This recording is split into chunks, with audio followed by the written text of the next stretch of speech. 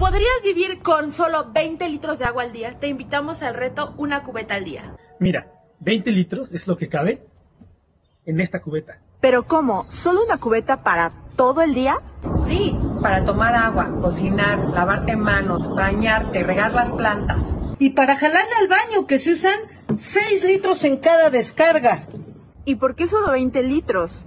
Porque según la OMS, 20 litros al día es el mínimo necesario para sobrevivir en contextos de emergencia. Que es precisamente lo que pasaría si las fuentes de agua se agotaran. Fuerte esto que estamos viendo. ¿Te imaginas tú vivir al día una sola persona con 20 litros, con una cubeta como la promedio que conocemos todos, Paula? La verdad yo creo que sería muy complicado. Solo me ha tocado bañarme jicarazos, seguro a ti también. ¿Quién no se ha bañado jicarazos? Y te das cuenta que en verdad... O sea, una cubeta para bañarte a jicarazos, pero luego lavar trastes, lavar tu ropa, los dientes, baño, regar tus plantas, yo mi huerto, ¿no? O sea, no, sí está muy complicado. Enrique Lobnitz, director de Isla Urbana, ¿cómo estás? Qué gusto tenerte aquí con nosotros en el estudio de Bien y de Buenas para platicar de esta interesante iniciativa. ¿Cómo estás? Estoy muy bien, muchísimas gracias. Gracias por la invitación. Es un gusto siempre. Gracias. Cuéntanos, ¿de qué va esto? Estamos a pocos días del Día Internacional del Agua. Obviamente siempre es importante concientizar a la gente y al mundo de la necesidad y de lo escaso que está este recurso, pero ¿en qué va enfocado esta campaña de una cubeta de 20 litros al día? Esta campaña de una cubeta al día es como un esfuerzo por empatizar un poco con la realidad que vive la población en México y en el mundo, la que decimos que vive sin agua, ¿no? Acaban de poner ahorita en la cortinilla, bueno, antesito de esto, esta cifra impresionante, 2.200 personas en el mundo viven sin acceso a agua en sus casas. En México son como 10 millones de personas, por cierto, o sea, son muchísimas personas. Y cuando se habla de que la gente vive sin agua, pues obviamente no es que no tengan nada de agua, porque sin agua nos morimos todos. Claro. Entonces, estamos hablando de personas que subsisten con el mínimo posible de agua. Y el mínimo que se considera necesario para el desempeño viable de la vida son 20 litros de agua al día, que, como se mostró en eso, es uno de estos botes, ¿no? Sí. Una cubeta de pintura común y corriente, que todo el mundo tiene una en su casa. Exactamente. Entonces, este volumen de agua llenado hasta arriba es lo que se considera como el mínimo necesario para que una persona pueda sobrevivir. Y realmente hay mucha gente que vive con esta cantidad de agua, porque si tú ves, o sea, si tú vas, por ejemplo, a comunidades rurales aisladas, donde no tienen servicios de agua y donde la gente camina y acarrea su agua, cargar esto pesa. Claro. O sea, ahí te encargo ir al arroyo o ir al ojo de agua, llenar esto y subir el cerro con esto para llegar a tu familia. Es más o menos lo que termina teniendo la gente en estos contextos. Vivir con 20 litros de agua, por más que sea el considerado como el mínimo aceptable por la OMS, es muy difícil. Y de ahí nace el reto Una Cubeta al Día. Es un esfuerzo por no pensar en la crisis de agua en términos nada más de números y cifras, que pueden ser, francamente, abrumantes, pero también como difíciles de visualizar y de sentir de una forma visceral. Entonces la invitación es, inténtalo, vive un día con 20 litros de agua, así como lo hacen millones de mexicanas y mexicanos, miles de millones de personas en el mundo, cada vez más.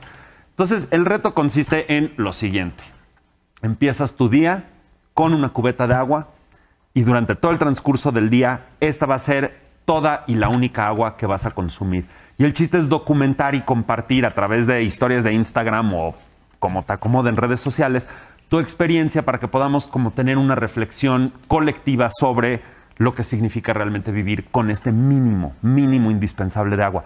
Yo lo hice el año pasado, este es el segundo año que lo hacemos. Yo trabajo en una organización que se llama Isla Urbana, nos dedicamos al abasto de agua y este reto lo estamos lanzando desde Isla Urbana en conjunto con un grupo de organizaciones de la sociedad civil, aliadas y amigas.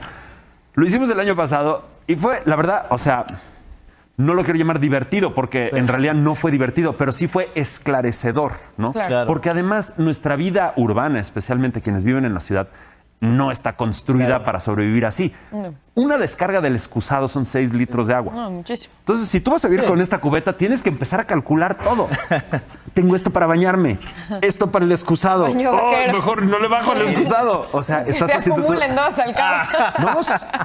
Y así es la verdad. No, a ver, a mí me gustaría platicar algo. A ver, Jesús, todos, supongo, o al menos a mí me ha pasado, nos ha sucedido que en algún momento no tenemos agua en nuestra casa y entonces empiezas a acumular hasta en la... Una vez me acuerdo que hasta en la licuadora guardé agua, dije, nos van a cortar el agua. A ver, Bueno, Enrique. yo una vez hasta compré tanques, garrafones de agua para bañar. Claro. No, y mucha gente lo usa. A ver, según la Plataforma Nacional de Transparencia, entre en el 2019 y 2020, la Ciudad de México gastó 150 millones de pesos en pipas de agua. La problemática de escasez, sobre todo en lugares de la periferia como Iztapalapa, es terrible, porque abastecen a lugares como Polanco, donde hay mayor estrato socioeconómico. Háblanos un poco de esto, Enrique, de la desigualdad que hay también en el acceso al agua. Yo creo que ese es en realidad el tema medular de todo este problema del agua. Es la inequidad impresionante que representa la crisis del agua.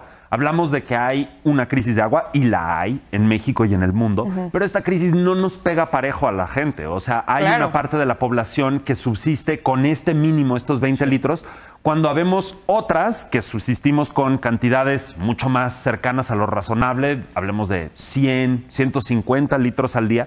El promedio en la Ciudad de México son 220 litros al día por persona. Por persona. 10 veces más de lo que consume la gente que está en este mínimo. Pero además, los promedios se engañan, los promedios ocultan la realidad en muchos casos. Hablamos de que 220 litros al día por persona, pero en realidad una gran proporción, creo que algo así como la mitad de la población de la Ciudad de México vive con 100 o menos. Entonces, en realidad hay una pequeña parte de la población que llega a vivir con 600 hasta 800 litros al día por persona. Personas especialmente que tienen jardines, albercas, o sea, alto consumo de agua. Y te vas a Iztapalapa, o a Xochimilco, o a Tláhuac, o a las partes altas de Tlalpan, y la gente está viviendo con el 5% de esa misma cantidad de agua. Esto es un tema real, y es un tema que es muy importante que concienticemos, porque no se puede sostener una sociedad, en mi opinión, a largo plazo, donde algunos tienen todo, derrochan, tienen abundancia inagotable, y otros están realmente rascando el fondo de la cubeta, literalmente, para poder sobrevivir, ¿no? Las personas de más escasos recursos, obviamente, suelen ser las que menos agua tienen, pero también a quienes más caro les sale. O sea, una pipa de agua subsidiada por el gobierno, pon tú que te cueste 90, 100 pesos, según la zona. Una pipa por vía privada te cuesta 1,200, 1,400. Depende del tamaño de la pipa y la zona en la que estés. 1,200, 1,400 sería común en zonas donde escasea el agua. Eso es muy diferente si tú eres una persona de clase media o media alta a que si eres una persona de muy escasos recursos. Es impagable. Y entonces, pues las personas lo que terminan haciendo es pues no tener agua o tener que pedir la pipa subsidiada, pero la pipa subsidiada significa que la tienes que esperar, entonces no puedes ir a trabajar. Entonces, la crisis del agua es algo que pega mucho más fuerte a las poblaciones marginadas, pega mucho más fuerte a las mujeres, pega mucho más fuerte a comunidades rurales indígenas. O sea, si tú ves las cifras de dónde la gente está sufriendo falta de agua, triples golpes, ¿no? Las poblaciones más vulnerables y más marginadas son las que lo sufren. Ahora, el tema del agua potable o del acceso al agua potable es un tema de servicios básicos que un gobierno en teoría estaría comprometido a brindarte, ¿no? Como población. Pero vemos muchas veces que el tema particular de nosotros como usuarios es la falta de cuidado. Si una autoridad dedicara más recursos a poner infraestructura nueva, sería mejor que dedicarlo a habilitar, a recuperar la infraestructura dañada. Es decir, mucha del agua que vemos que se desperdicia son por fugas. ¿Tú como autoridad qué harías? ¿Destinarle como prioridad recursos a nuevas redes de conexión o a rehabilitación? Yo creo que es un problema tan amplio y complejo que según el contexto, según la zona y según incluso dónde estás y la ciudad, pues la solución va a ser otra. Lo que sí es que todo esto es políticamente complejo y esto es algo que sí hay que entender, porque realmente reparar fugas, políticamente hablando, no es nada rentable. O sea, estás enterrando el dinero, no se ve la obra. O sea, tú gastas 1,000 millones de pesos en arreglar fugas, pues todo está pasando abajo de la banqueta, nadie puede ver tu trabajo y además el beneficio es a largo plazo y es distribuido. Entonces, si yo arreglo las fugas, pues hay un poquito más de agua para todas y para todos.